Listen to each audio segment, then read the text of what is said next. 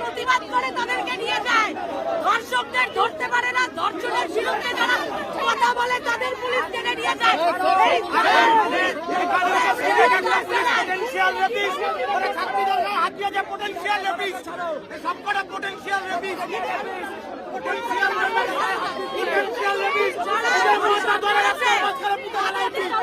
আমাদের একজনকে নিয়ে গেছে ধর্ষণের প্রতিবাদ করে বাংলাদেশ।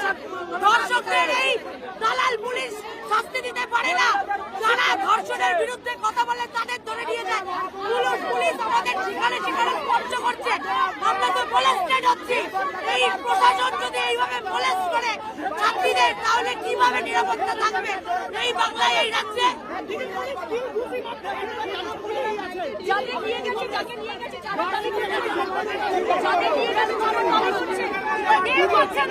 ধর্ষকদের গার্ড করে, ধর্ষকদের গার্ড করে এরা ধর্ষকদের সাথে রয়েছে, এই উল্টিটা করে রয়েছে ধর্ষকদের গার্ড করবে বলে এরা ধর্ষকদের সরকার ঢাকার পুলিশ।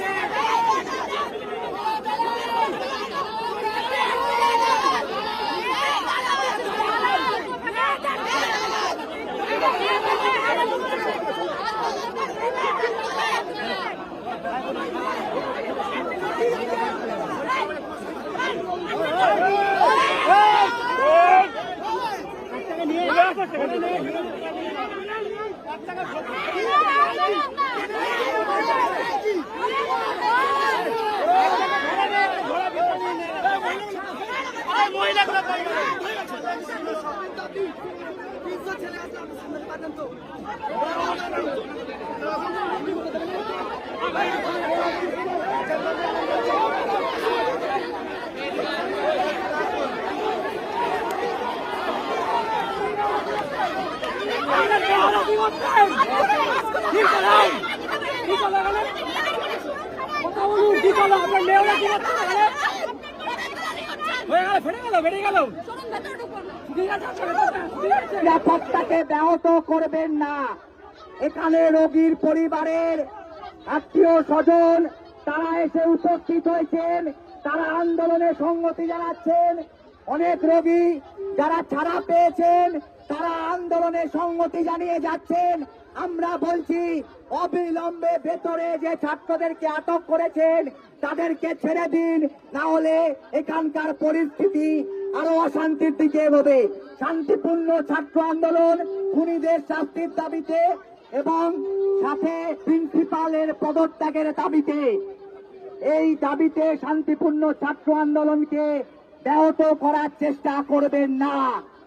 অবিলম্বে দুজন